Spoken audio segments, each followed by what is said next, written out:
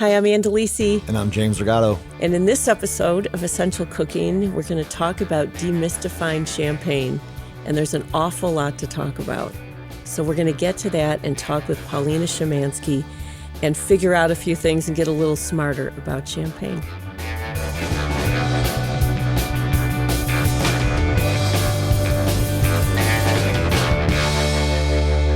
So here we are, James Regato. We're going to talk about something near and dear to your heart today. Of course. On today's episode.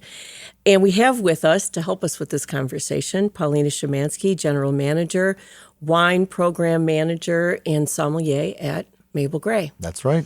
Hi, and Paulina, thank you so much for being here. Thank you. So James, you and I have talked a lot about champagne. Actually, you've talked a lot about it. I've learned a lot talking to you. But we thought that champagne is so interesting. It has such a history that we're going to try to demystify it. And I will be easily the person that doesn't know much, and I'll be an easy person to sort of lead this conversation with my questions because there's so much to know and so much like people like me don't know. So, James, before we start talking with Paulina about the particulars, I really wanted to just ask you a simple question. Why do you love it so much? Yeah, that's not a simple question. I think the obvious answer is, it's the experience of drinking it, right? The taste, the aroma, I think for me, it's like the excitement of drinking champagne. I think that when you first have a glass of champagne, you know it's special. You're like, I feel like a lot of people, when they hear a champagne bottle open, there's like euphoria there. Mm-hmm. You're kind of excited. It's like, it sounds like a celebration. And then when you actually enjoy what's in the glass, it stands alone. Like, you don't have to know everything about champagne. It's just delicious as is. So if you're not somebody that needs to know about what you're consuming, you can just enjoy it as is. But once you start peeling the layers back, it is, I find it thrilling. It's thrilling to learn about. And once you start learning about it, it doesn't end.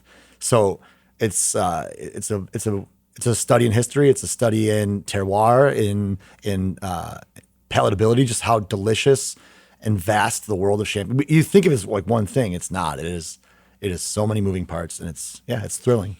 At what point in the meal are we supposed to drink it? It's a great question. The whole time is my answer. There's no wrong time to drink champagne. Truly.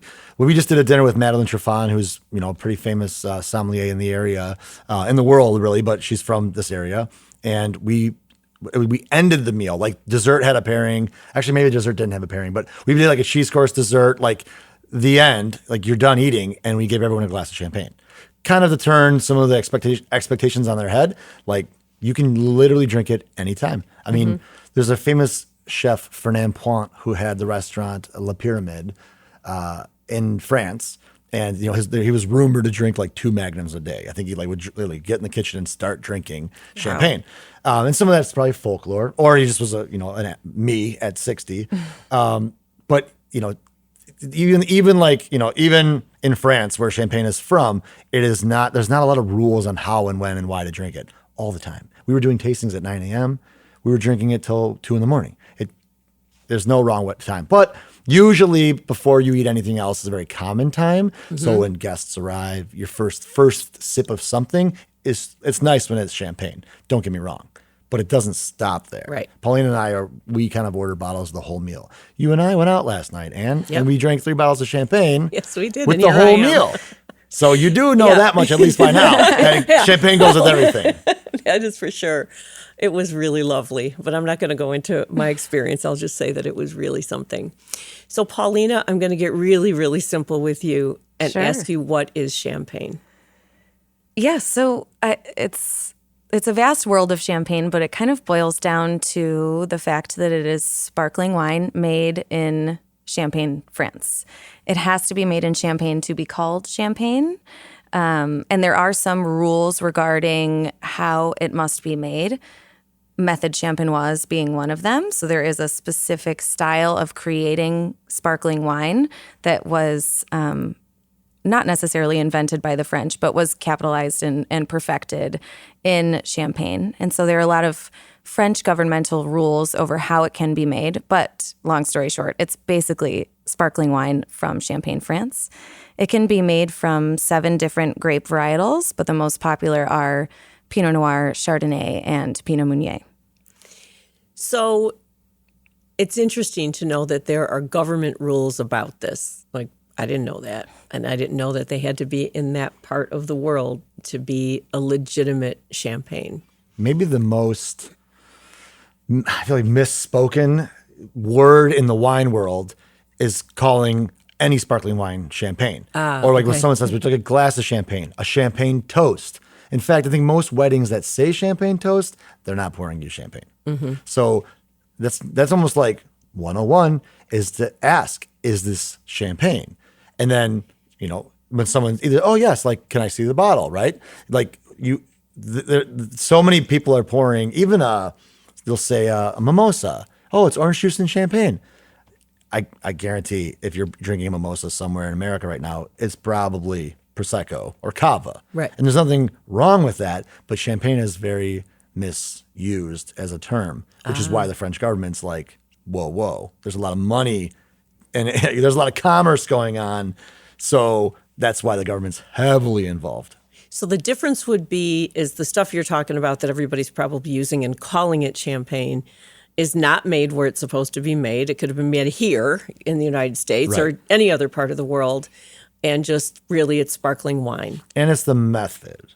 And I'll let Paulina talk about that. Yes. So Cava and Prosecco, right, Paulina? So why are those so popular and interchangeably used in a lot of spaces? Yeah, that's a great question. So Prosecco and Cava just being 2 examples of sparkling wines. There's also sparkling wine in Burgundy, and there's sparkling wine in Limoux, and all sorts, in Alsace. There's sparkling wine in northern Michigan.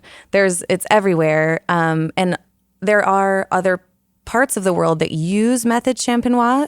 In Italy, it's called Metodo Classico. So there are some really beautiful sparkling wines coming out of regions outside of Champagne. We are partial to Champagne in particular. The baseline of Prosecco and Cava is that they're made using the Charmant method or a tank method, which means that they're basically force carbonated or carbonated in large quantities and then bottled and shipped. Versus Method Champenoise being a first fermentation of still wine and then basically a secondary fermentation that happens in the bottle. And in the bottle is kind of where all the magic happens. There's also a lot of machinery and hand disgorging, and there's a lot of what we refer to as human terroir, or a lot of decision-making that happens between the winemaker and the grapes themselves. More so than your kind of baseline Cavas and Proseccos, which also speaks to the price difference. Champagne is typically more expensive. That's because there's a lot of process behind Method Champenoise. And in general, I would say that Champagne is probably the most highly processed fine wine on the market. There's a lot of human aspects to that wine in particular. And there's also a limit on the production of champagne in Champagne, like how much you can press, how much juice you can extract, which I don't know. I don't believe Cava or Prosecco subscribe to those rules. I think if you have a big harvest, you crush a lot, you just go for it. In the wine regions, Cava is Spanish, Prosecco is Venetian, it's Northern Italian. Even though it's probably, Prosecco is also a protected word as well. You can't just say Prosecco from anywhere. The Italian government, the DOP, does a similar thing. But Prosecco is produced in large volumes and pretty affordably. You can find $10 bottles of Prosecco in the grocery store. That's not a hard thing to find. $10 bottle of champagne is very hard to find. All right, so let's talk about the part of France we're talking about. What it's like there, why growing grapes there create such beautiful champagne. So can you talk about that, Paulina? Where in France are we talking about? How long, if you know, have those grapes been growing in that region? And what is the future of that potentially? Certainly. This is my favorite part of Champagne, aside from drinking it, is talking about the history and the climate and the region in particular. It's a really fascinating history. So Champagne is northeast of Paris. It's actually the most kind of climatically difficult region in France to grow grapes because it's on average 11 degrees Celsius. So it's a pretty chilly region. There's a lot of wet and windy winters. Basically, grapes have to really suffer here, which oftentimes makes the best wine. Romans actually planted in Champagne first. So it's a very, very ancient place to grow grapes. But there is history back to the 1700s of sparkling wine in this region.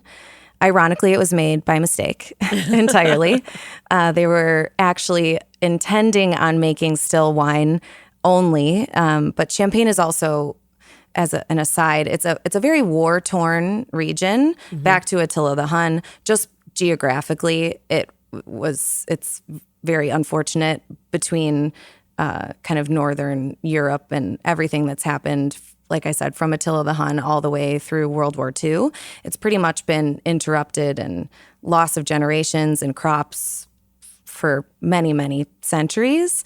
But in the 1700s, it was a huge trade route, specifically for textiles and for wine, because of its proximity to Paris and also to London as well. So these tradesmen would sell still champagne at the market in these huge barrel casks, and they would continue to ferment in the barrel and become slightly sparkling, which at the time the Champenois people called an abomination or the devil's wine.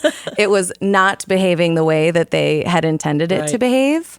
But of course, the crowd went wild. Everybody loved it. The elite, wealthy aristocracy essentially was begging for more sparkling wine. But they had no idea why it was happening this way. This is, 2 centuries before Louis Pasteur started to understand fermentation in general. So they kind of came to the conclusion, after copying off of cider culture in England, that if they had a stronger glass bottle and a cork, that they could kind of create this fermentation in the bottle. Grape growers in the region did not have access to this capital or these supplies to do this themselves. So, of course, born out of commerce, these tradesmen would purchase still wine from grape growers, add sugar, bottle it, and sell it at a high price to the elite. So that's kind of where Method Champenoise comes from. It doesn't get perfected until the second half of the 19th century. So it is a lot of faulty wines being sold to market. But really, everybody loved it. It was slightly sweet, slightly sparkling, and from the beginning was considered a wine for special occasions. And so that's really echoed in every aspect of champagne marketing today. But I just find it so fascinating that this commerce and marketing kind of engine has moved this all forward. And now that's changing very much with the grower champagne movement, which we can get into later. But that's kind of the genesis of how it was born.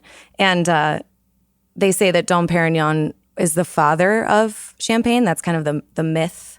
But the reality is he was probably trying his hardest to make still wine and have it not sparkle at all, which is ironic and hilarious. Dom is basically a term for like a monk, right? It's like a father. It's like a priest. Yep, correct. So when you hear Dom Perignon or Dom Ruinart, Dom's used because the monks and the abbeys were really involved at that time in the winemaking in general. Especially in this part of the world. I mean, if you look at, chartreuse, you look at a lot of the beers, monks and abbeys had a lot to do with fermentation in general, alcohol in general.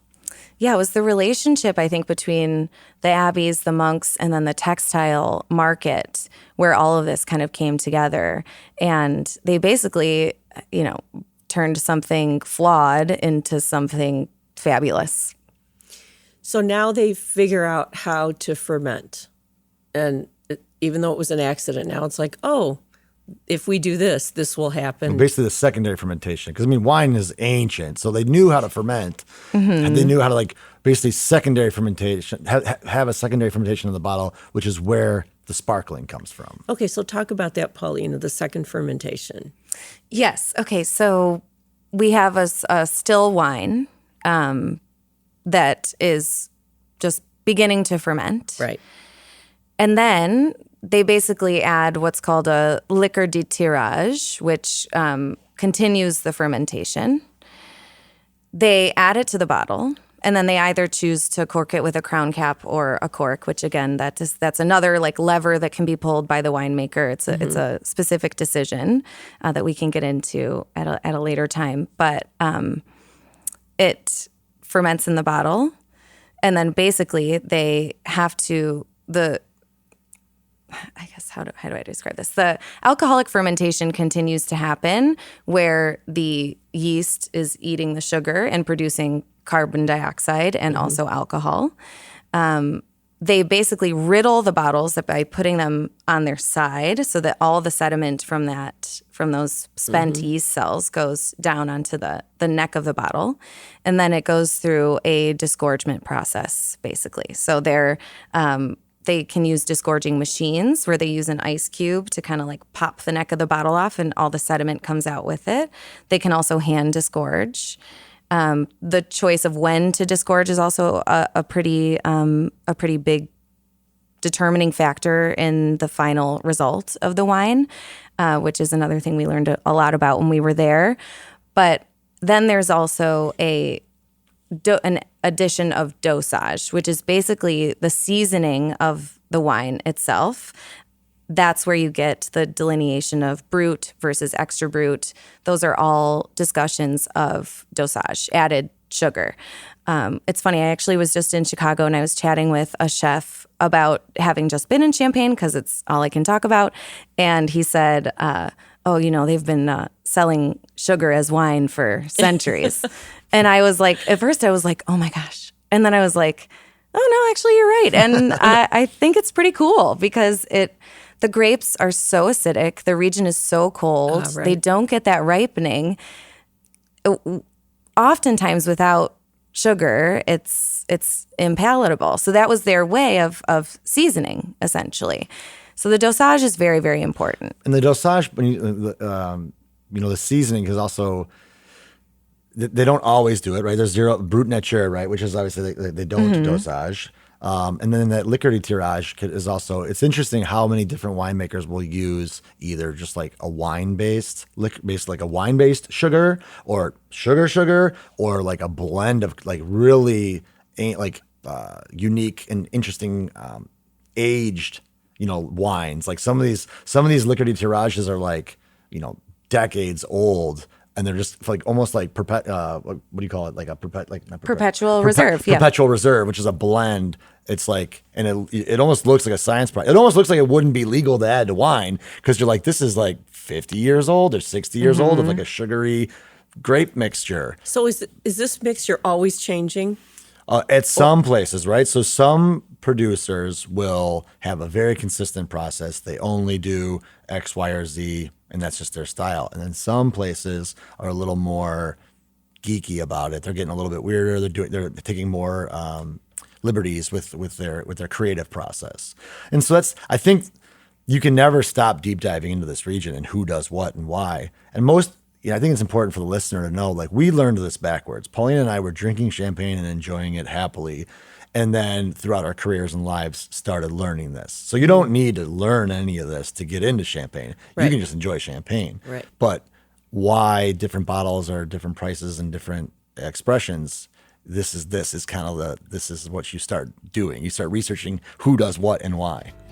And we'll be right back right after this.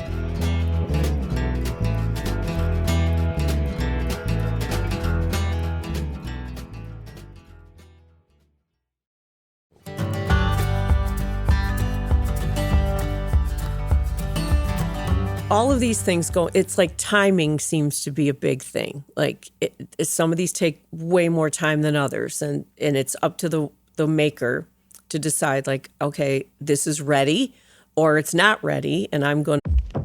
Black perspectives haven't always been centered in the telling of America's story. Now, we're taking center stage. Introducing NPR's Black Stories, Black Truths, a collection of Black-led stories from NPR's podcasts. Search NPR Black Stories, Black Truths wherever you get your podcasts. Do whatever I'm going to do to it. I'm going to add to it. I'm going to let it ferment longer, right? By the time all of that reaches the shelves, when somebody walks into a store and said, I'm going to get champagne, how do they even know where to start? And what part of what we just talked about affects the prices that everybody sees and how it's going to taste? Because most people will walk in and just kind of even look at the label and go, okay, sold, that label looks great, without really understanding like why this price point is this way. How am I going to walk in and actually grab a bottle of champagne that I will like? That's a great question. And again, goes back to this genesis of marketing as being such a huge part of the region in particular. I would say, we'd be remiss to not discuss the large houses of champagne. So the known names, Veuve Clicquot, Moet et Chandon, all of these are large houses that are purchasing most of their fruit. They're also usually non-vintage. So that meaning that they can blend multiple vintages together. This is all insulation against vintage variation, which is very common in a region that struggles with climate difficulty. That means essentially that if you're going to purchase in the grocery store, a bottle of Veuve Clicquot 3 years ago is the same as a bottle. It's going to taste the same because they champion the house style. They adjust their dosage, they adjust their blending to make it so that the wine tastes the same every year. So it's always consistent. And always everybody consistent. would, if they wanted to drink that for their whole life, it would always taste the same. You can almost look at I feel like large beer companies, right, are kind of in the same style. Okay. I always liken it to to perfume, and obviously not by the aroma, but by the consistency. If somebody, I like to wear Chanel, or somebody wear, I'm a polo sport person. Like, you like the way that it's like super consistent. You smell the same. That's your smell. That's who you are. And champagne, so if you like that style, Mums, Moet, even Dom Perignon. They obviously are vintage, but they have a style more or less that people subscribe to. Right. So Dom drinkers love Dom, and and they geek out about the next year's release. And there is a different one what Paulina is describing with the non-vintage, but some people have loyalty to brands. And Veuve Clicquot is a good example because that's the right price point. I think it's what is it in the grocery store right now? $75? Yeah, 70 probably. So 70. Veuve Clicquot is the yellow bottle. Right. I think most people have Everybody seen knows it. Yep. It's such a commonly gifted. They're brilliant to me because they have the cool label, the right color of the bottle, and it's the gift price. So if you have to take a bottle of something to someone's house, I drink a lot of Veuve Clicquot at Anthony Lombardo's house because he's always gifted it. Everyone always goes over and gifts some champagne, and then that's the only champagne he has in his house. So I just drink all of his Veuve, and it's perfectly fine. It's not my favorite, but I'll drink it. Right.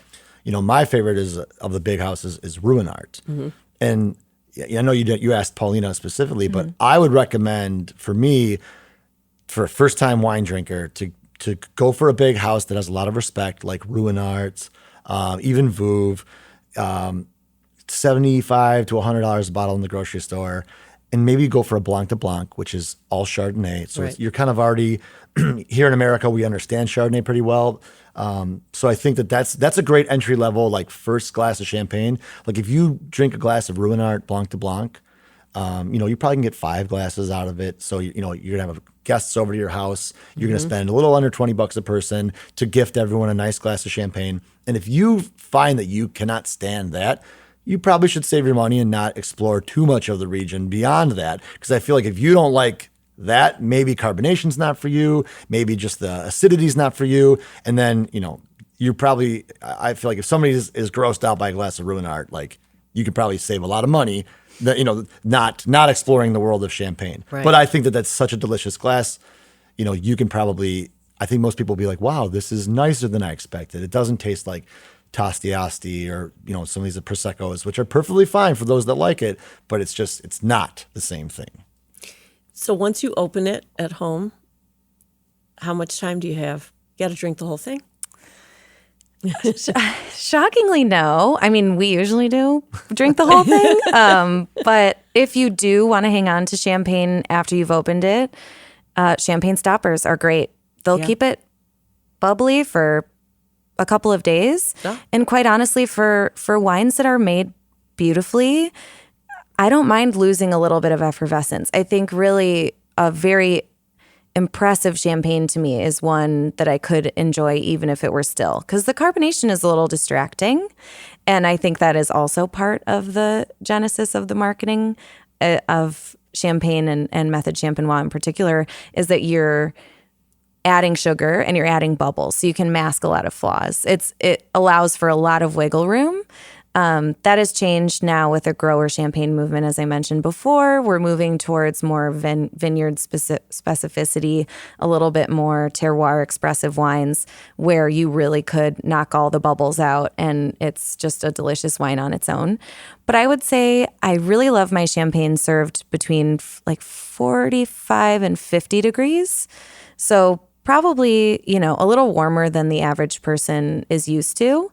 That really allows the aromas to kind of pop out of the glass. I prefer a universal wine glass, like a regular wine glass, red or white, to a flute.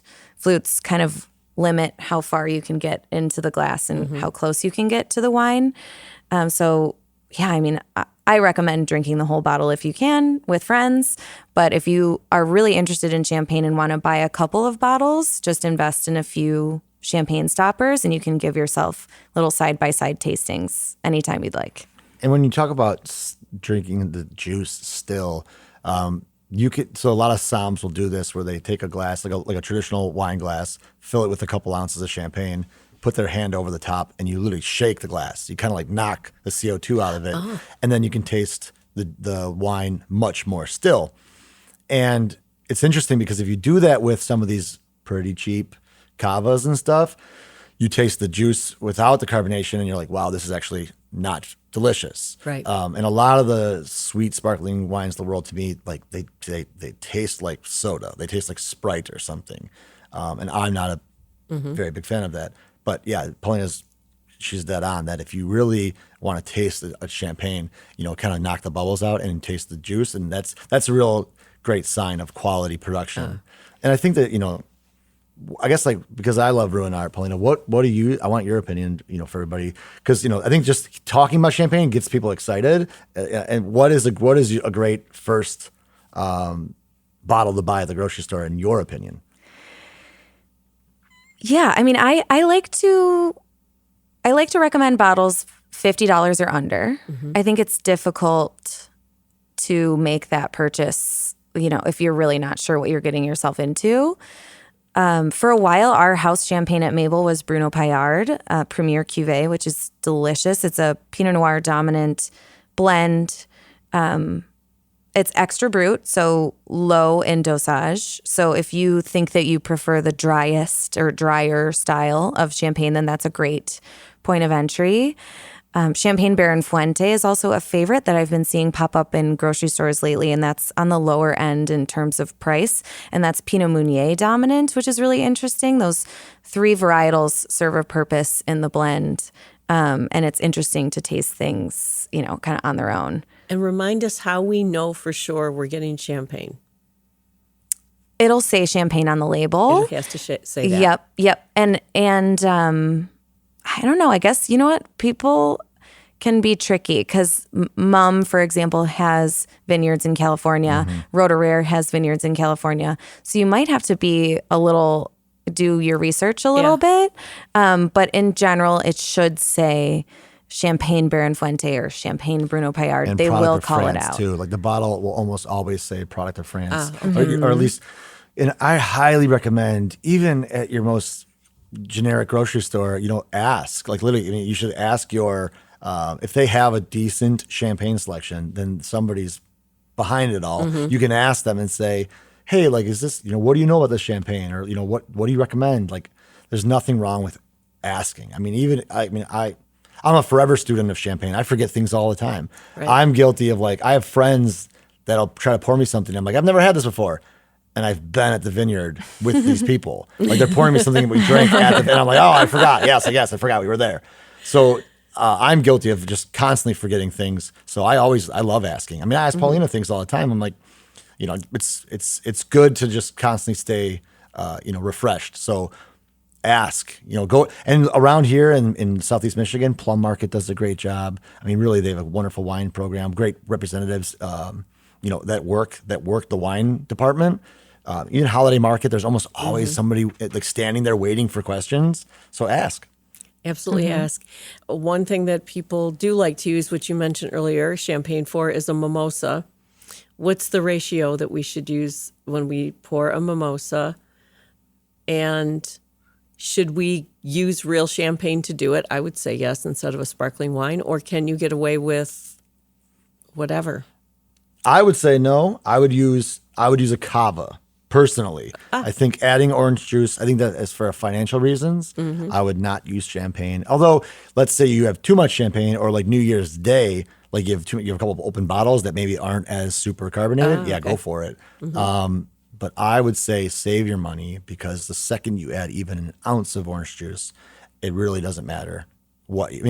There's more sugar and acid variations in different orange juices in the grocery store that even I feel like even the cheapest cava is not gonna. It's gonna be very hard to tell the difference. So I would recommend.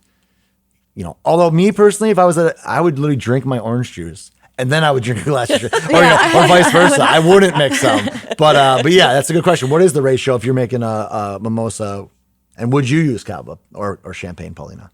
I would probably actually use Prosecco, just because I think that that's kind of a more traditional route. And I like just a little splash of orange juice in anything that I do sparkling wise. And I would agree with you, Chef, that if I'm splurging on the champagne, then I'm having coffee, Bloody Mary, glass of orange juice, glass of champagne, and kind of enjoying them all separately. But I would say if you want to do an at-home mimosa, I would do 4 ounces of Prosecco and maybe 3/4 to an ounce of orange juice. Good to know. And we'll be right back right after this.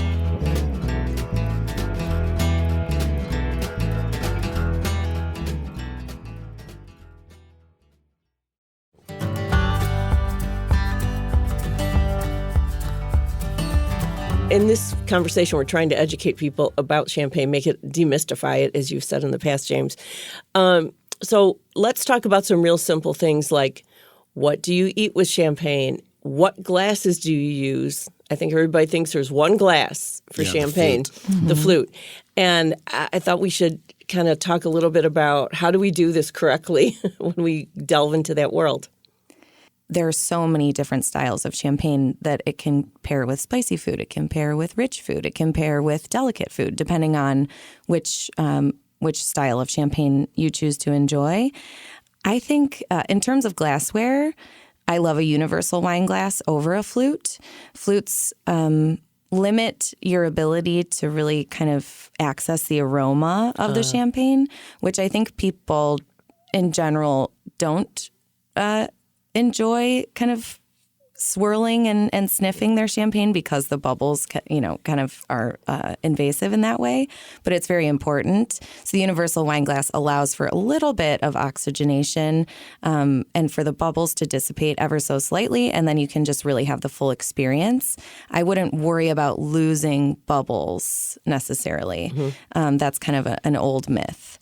And then I'll let Chef chime in on his favorite foods to enjoy with champagne.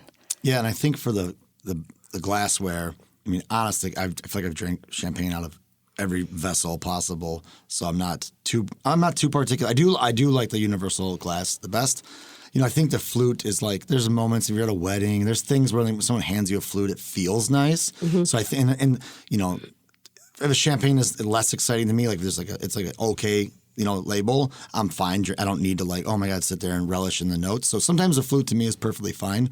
In the coupe, which I feel like some people pronounce coupe. I think coupe sounds silly. So even if it is pronounced like that, I like the abbreviated coupe. But that's like what you see a lot of cocktail bars serving, like, the last word cocktail famously is served in a coupe. I like it. I like champagne in a coupe. It's not practical. It's filled to the brim. You're spilling it on yourself. But it looks so great Gatsby. So I like the look of the coupe, the functionality of the all-purpose, and then I do occasionally like the ceremony of the flute. But it really depends on the champagne. If you're spending over $100 in a bottle, pour it into a universal wine glass, enjoy the aroma. So but if someone's handing it to you for free, who cares? Take it in a Dixie cup. And then as far as food goes, I mean, honestly, it goes with everything. It just depends on the champagne. Most of the champagnes in glass form that you're drinking around America are going to be either like super high acidity, fresh, bright, young, maybe mostly Blanc de Blancs. That's where you see cheese, caviar, blinis, potato chips, oysters, shellfish. Like, the briny, salty, crunchy, starchy foods love that bracing acidity, Blanc de Blanc. But then I think if you look at some of these some of the skin contact rosés, and I say that because they blend a lot of red wine into the champagne rosés. I like the skin contact. It has more, I want to say like chewy, or it's almost more like fleshy. So that's where I want something maybe like roasted chicken, crispy skin on a fish, miso. I want some more Asian flavors, some umami. I get a lot of miso in some of these skin contact, or even long lees contact champagnes. I get miso frequently, so I love to literally pair it with miso, or other Japanese food and champagne is phenomenal. There's a couple places in Japan where I had champagne with omakase tasting menus, and I mean, sushi and champagne is a really brilliant pairing. So if you that's a good place to start. And almost any sushi. I mean, soy sauce and champagne are really they snuggle together well. So I say if you just seafood, but specifically Japanese food, really loves champagne. Paulina, temperature. Is this as big a deal as I suspect it is? It is. I think in general, champagnes are served ice cold, which is perfectly fine and refreshing on a patio. I mean, I absolutely love an ice cold glass of champagne. I think the winemaker would probably want you to drink it a little bit warmer. I'd say probably between 45 and 50 degrees. And even if you're given a glass of champagne that you want it to kind of show its personality a bit more, you can just let it sit in the glass, warm it up with your hands. It'll evolve over time as it warms up. But yeah, I would say in general, pull it out of the fridge for 20 to 30 minutes before you open, but not too long because then it'll explode. I personally love to start. I want my first sip to be like ridiculously ice cold, and this is the American in me. So like I like my carbonated beverages ice cold, but champagne, I like to also pour like 6 ounces into my glass, and then let it kind of like warm up and change as you drink it. I do like the first sip to be ice cold, and this is preference. This isn't textbook, because the bottle it's going to sit. It's going to change as you drink it. I don't need honestly, I don't even need an ice bucket. If the bottle comes to the table really, really cold, sometimes I'll say, no, you can keep the ice bucket. I drink it pretty fast, and I like it to warm up at 10 degrees while it's sitting there. And I think after you've had a couple of glasses, your mouth is kind of like opened up to it, and then as it warms up, you don't mind so much. But I do think I don't want to say warm, but like not cold carbonation is not as pleasing to the palate, in my opinion. All right, let's talk about the future of champagne. It seems like an ever-changing industry, especially with new makers coming in. So what do you guys think is going to change, especially because are they going to be able to continue to harvest these grapes in the region? How much longer is that going to happen? I mean, at some point, you can't continue to grow the same thing in the same spot for decades and decades. So what do you guys see as the future of where we're going to grow the grapes? Is Champagne still going to allow this kind of, harvest year after year? What are we looking at over there?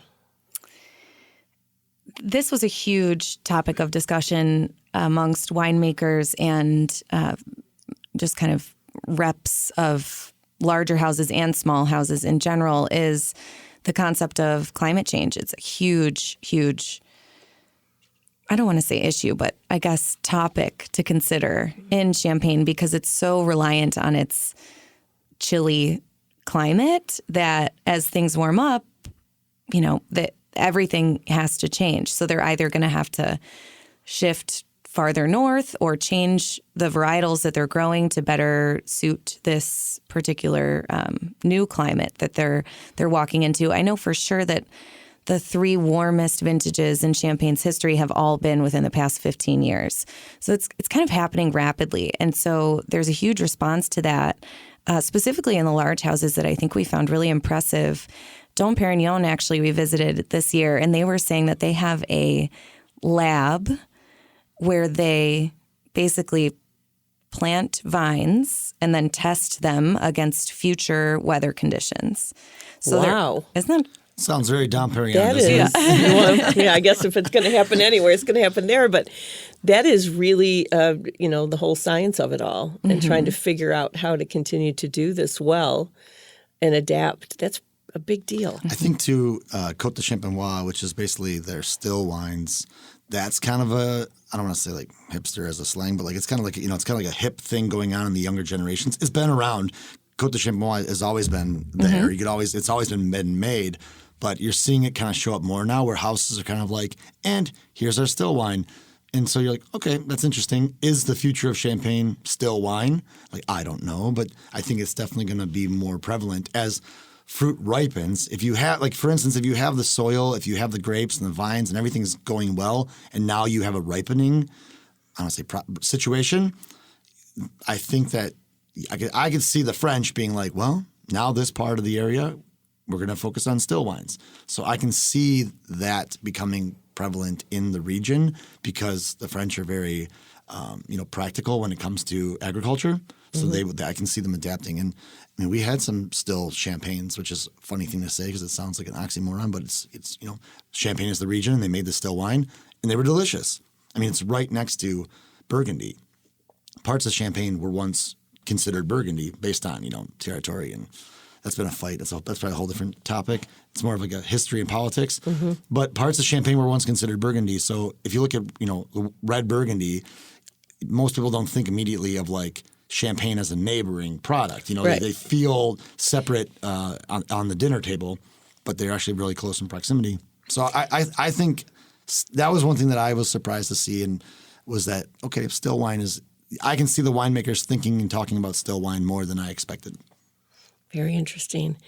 Well, where can people learn more? I mean, certainly from our podcast, but where can they learn more if they want to read about it? Are there any books or websites or anything so people can like go armed with information when they head into a restaurant and they're going to order champagne? Absolutely. I have a ton of favorites, but my first and foremost, Peter Lehm, he has a website. It's called champagneguide.net, and it's incredibly comprehensive. But then he also came out with a gorgeous, I guess it's a coffee table book, but really it's like a textbook tome.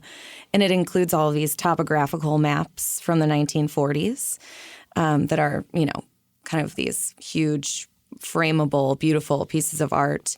And then individual kind of interviews with winemakers from very, very site-specific plots in Champagne. So if you have any interest whatsoever, it's a phenomenal gift for anyone, for yourself.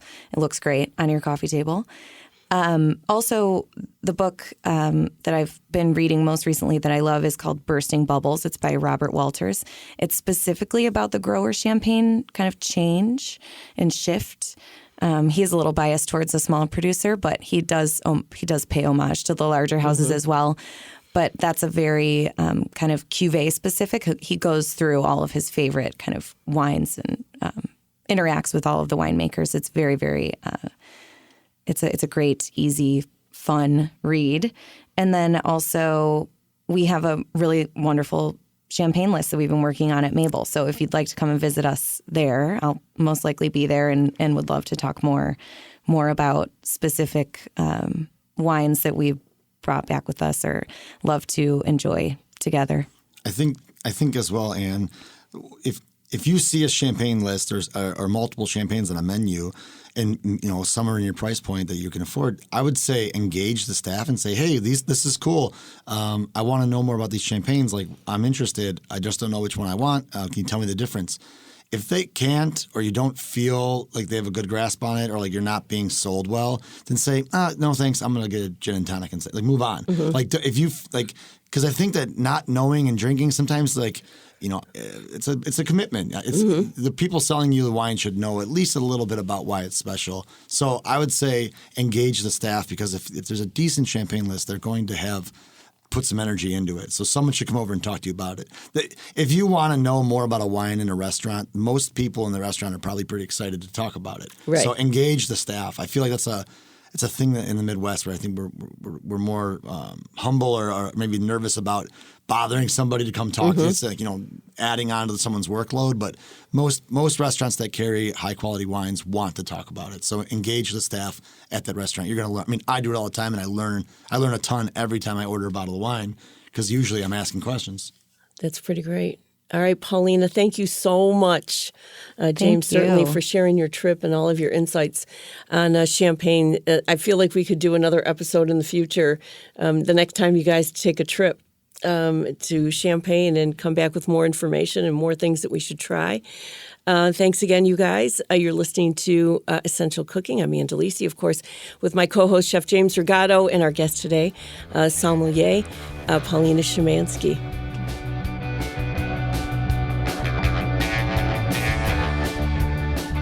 We would like to thank you for listening. Essential Cooking is produced by me, Ann DeLisi, along with my co-host, Chef James Regato. This episode was also produced, engineered, edited, and mastered by Connor Anderson, with production support from David Lyons. Original music by the Mallet Brothers. Essential Cooking is a production of WDET's public radio station.